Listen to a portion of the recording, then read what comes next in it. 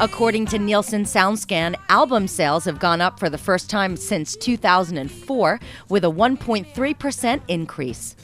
This is in response to digital albums being more easily accessible, with the digital album format outselling physical albums for the first time in history. Physical albums did decline by 5% in 2011, but it was a slower decline than the 20% of 2010. Sales of singles, albums, videos, and other media reached a record $1.6 billion. What is clear is that the digital singles played a big part in that figure. Of the $1.6 billion in sales, nearly 1.27 of that was via the digital single. Despite the transition, the music industry is still in a sales slump, as digital sales cost less than physical singles, which cost less than digital albums, which cost less than physical albums. Tom DeLonge of Angels and Airwaves and Blink-182 talked about the state of the music industry.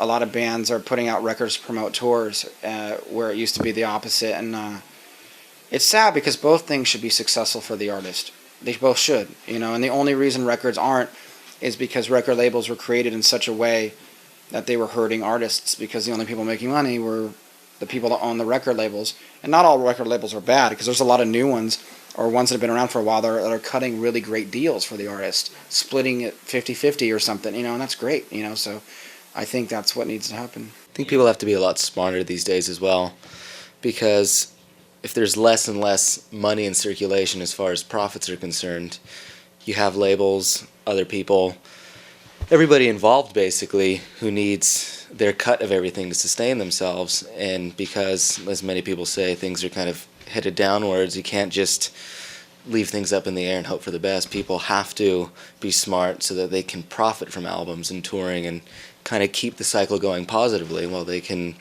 maintain being a musician and continuing. Slipknot and Stone Sour frontman Corey Taylor chimed in about the state of the industry. I mean, I don't give a really, if I could say it that way. Everyone spends too much time in fear. Like, what can we do? What can't we do?